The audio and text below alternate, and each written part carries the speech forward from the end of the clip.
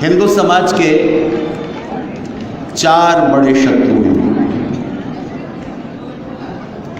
एक मुसलमान, दूसरे ईसाई, तीसरे कम्युनिस्ट, चौथे का नाम अभी बताऊंगा। विचित्र बात यह है कि हिंदू इस धरती पर किसी का शत्रु नहीं है, और जो बड़े बड़े समुदाय हैं, बड़े बड़े ग्रुप हैं जिनके पास सत्ता है, शक्ति है, संख्या है, वो सब हिंदू के शत्रु हैं। किसी भी इस्लामिक देश में, किसी भी मुस्लिम देश में कोई ईसाई मिशनरी ईसाईयत का प्रचार नहीं कर सकता। बैन है, करने की कोशिश करेगा मार डाला जाएगा। ठीक इसी तरह किसी ईसाई देश में कोई मुस्लिम धर्म प्रचारक इस्लाम का प्रचार नहीं कर सकता,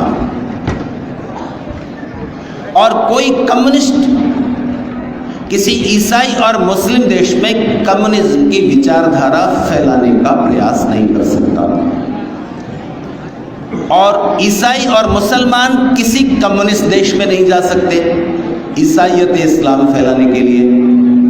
इसलिए इन तीनों विचारधाराओं के पुरोधाओं के पास एक ही खेल का मैदान बचा है, और वो है हिंदुस्तान, हिंदू समाज। तीनों का हिंदू सम्मिलित शिकार है। वो शिकारी हैं, आप शिकार हो। और दुर्भाग्य की बात यह है कि जो शिकार है उससे पता नहीं कि उसका शिकार करने के लिए कौन कौन शिकारी किस किस तरह के जाल बिछा रहे हैं, किस किस तरह के षड्यंत्र रच रहे हैं। बेहोश, अपने में मग्न, अपने परिवार, बहुत हुआ तो अपनी जाति तक से, इस समाज के कॉन्सेप्ट से, इसके चिंतन से, इसके विचार से, इसकी चिंताओं से देश, धर्म और संस्कृति बहुत दूर है, बहुत दूर है। ऐसे समाज को जगाना एक शताब्दी से ज्यादा तो आर्य समाज को हो गया। ये तीनों बड़ी जनसंख्याओं को अपने हाथ में रखने वाले और बड़ी सत्ता और शक्ति संभाले हुए समुदाय एक दूसरे के देश में नहीं जा सकते। केवल हिंदुस्तान ही बचा है जहां इनके सारे षड्यंत्र चल सकते हैं। एक अमेरिकन स्कॉलर है जिसका नाम है सैमुअल हंटिंगटन।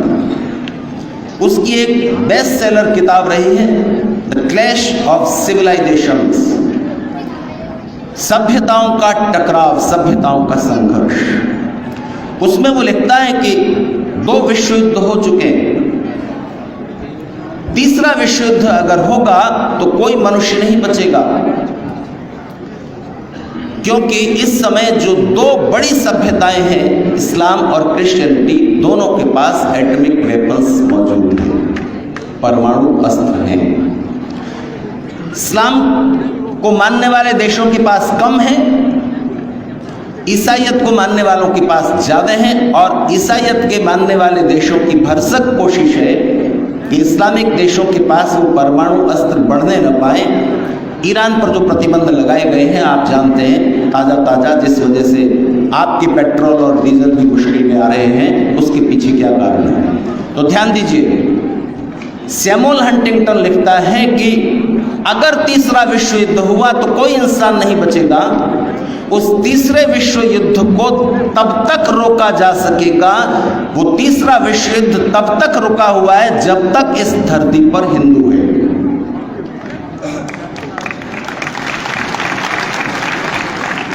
ताली बजाने वाली बात बिल्कुल भी नहीं है, चिंतित होने की है।